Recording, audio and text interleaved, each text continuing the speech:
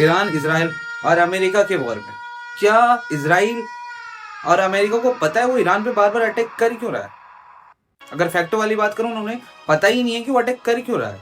जून 2025 में जब America Israel ने मिलकर ईरान पे अटैक किया तो उन्होंने कहा कि परमाणु बम बना रहे इसलिए अटैक किया। सेकेंड टाइम अटैक किया तो उन्होंने कहा कि परमाणु बम का टेस्टिंग करने वाले थे इसलिए मैंने उनके सर्विस सेंटर पे अटैक किया। थर्ड टाइम उन्होंने 28 फरवरी 2026 को जब अटैक किया तो उन्होंने कहा कि वहां पर लोगों की स्वतंत्रता के अधिकारों का उल्लंघन हो रहा है, वहां पे डिक्टेटरशिप है, तानाशाह है। ईरान के तेहरान में सुप्रीम लीडर पे अटैक किया गया, वहां पे सुप्रीम लीडर खामेनेई साहब का वफात हो जाता है, वहां के टॉप कमांडर की डेथ हो जाती है।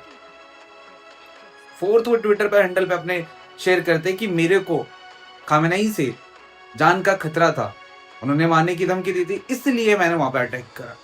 अरे भाई कोई एक चीज तो बोलो, किस वजह पे आप अटैक कर रहे हो बार बार? कभी कहते हो वो परमाणु बम बना रहे थे, कभी कहते हो कि वो भाई टेस्टिंग कर रहे थे, कभी कहते हो कि वहां पे डिक्टेटरशिप है, कभी कहते हो आप मेरे को जान का खतरा है। एक्चुअल में ना इजराइल और अमेरिका बौखला गया है, उसे पता ही नहीं कब क्या बोलना है, और डोनाल्ड ट्रंप को तो बिल्कुल भी नहीं पता। कभी कहते हैं मैंने तेहरान के पूरे स्टेट को उड़ा डाला, वहां के एयरबेस को खत्म कर दिया, एयर डिफेंस सिस्टम को खत्म कर दिया, अब बाद में पता चलता है कि ईरान ने उस पर अटैक किया है। ईरान को कमजोर समझना इजराइल और अमेरिका के लिए भूल है। इजराइल और ईरान ने वहां पे अटैक तो किया, लेकिन 2 दिन बाद ही देखने को मिला ईरान ने पलटवार की। कहते हैं ना शेर 2 कदम पीछे लेता है, तो वो डर नहीं गया, बल्कि वो और फोर्स के साथ आप पे अटैक करेगा, और वैसा ही ईरान ने किया। ईरान ने अमेरिका के जितने भी एयरबेस है मिडल ईस्ट कंट्रीज में एक साथ 8 देशों पे हमला किया। जहां जहां पे अमेरिका एयरबेस था वहां पे बम से उड़ा डाला। ईरान कहता है तुम मेरे मारोगे मैं भी तुम्हें मारूंगा, छोड़ूंगा नहीं। ईरान ने साफ कह दिया है अब कोई बातचीत नहीं होगी, और उधर डोनाल्ड ट्रंप कहता है कि ईरान ने बातचीत करने का समय खत्म कर दिया है, अटैक पे अटैक करे जा रहे हो। तुम कहते हो कि ईरान बात करना चाहता है।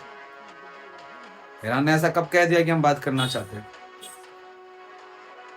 अमेरिका ने सोचा कि वहां के सुप्रीम लीडर को मार दूंगा, सुप्रीम लीडर के मारने के बाद सब खत्म हो जाएगा, कोई भी उनका रहनुमा नहीं होगा। लेकिन उनकी सबसे बड़ी गलतफहमी थी, सुप्रीम लीडर को शहीद होते ही वहां पे 26 यूनिट बन गए।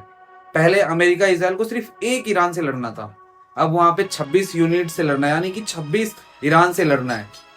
किसी यूनिट पर भी किसी का दबाव नहीं है, सब अपने आप में फ्रीडम है, वो अपने मर्जी के अकॉर्डिंग जो चाहे डिसीजन ले सकते हैं, वो जब चाहे जहां चाहे वहां पर हमला कर सकता है, उन्हें कोई रोकने टोकने वाला नहीं है।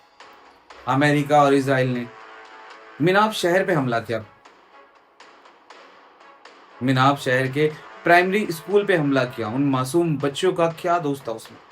वहां पे बम बनाए जा रहे थे या परमाणु बम की टेस्टिंग हो रही थी? छोटे छोटे मासूम बच्चों की उन्होंने जिंदगियां छीन ली, 160 बच्चे शहीद हो गए। उन मासूम बच्चे के जब ईरान ने पिक्चर शेयर किया तो आपकी आंखें नम हो जाएगी थी। 160 बच्चों की तस्वीरें, उनकी कब्र की तस्वीरें। कोई देश स्टैंड नहीं लेता। अमेरिका और इजराइल ने मिलकर गलत की, लेकिन वही ईरान जब यूएई कंट्री पे, मिडिल ईस्ट कंट्री पे अटैक करता है तो मिडिल ईस्ट कंट्री कहता है कि हमारे संप्रभुता का उल्लंघन है। ईरान बौखला गया है, वो सिविलियंस पे अटैक कर रहा है। जो ईरान कर रहा है वो संप्रभुता का उल्लंघन है। जो अमेरिका और इजराइल ने मिनाब शहर पे किया वो किसका उल्लंघन था? तब आप लोग कहीं बिल में घुस गए थे, आप लोगों को बोलने नहीं आए कि मिनाब शहर के बच्चों का क्या दोष था? डोनाल्ड ट्रंप ने बहुत आसानी से कह दिया कोलेटरल डैमेज की वजह से वहां पे हमला हुआ। सही है भाई, तुम करो तो कोलेटरल डैमेज, ईरान करे तो संप्रभुता का उल्लंघन है। ईरान ने इजराइल के तेल अवधि पर जमकर हमला किया, ड्रोन से बैलिस्टिक मिसाइलें गिराई, जबरदस्त आतंक मचाया।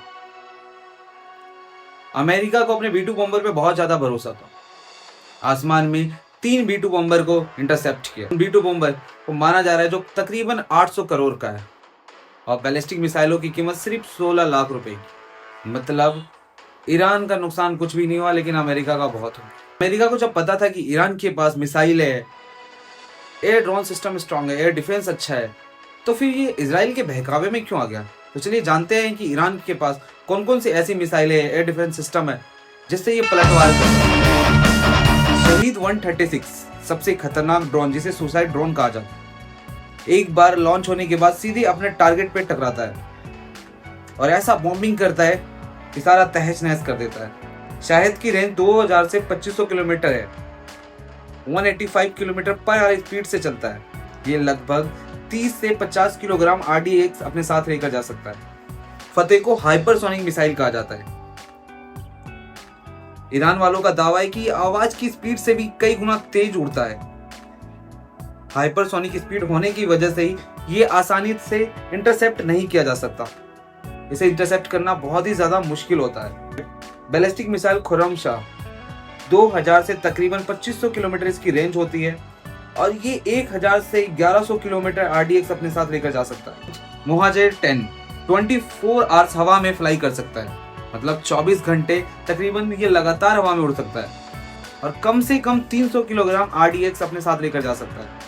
बाबर 373 एक साथ कई टारगेट को ट्रैक कर सकता है और हवा में ही टारगेट को इंटरसेप्ट करता है।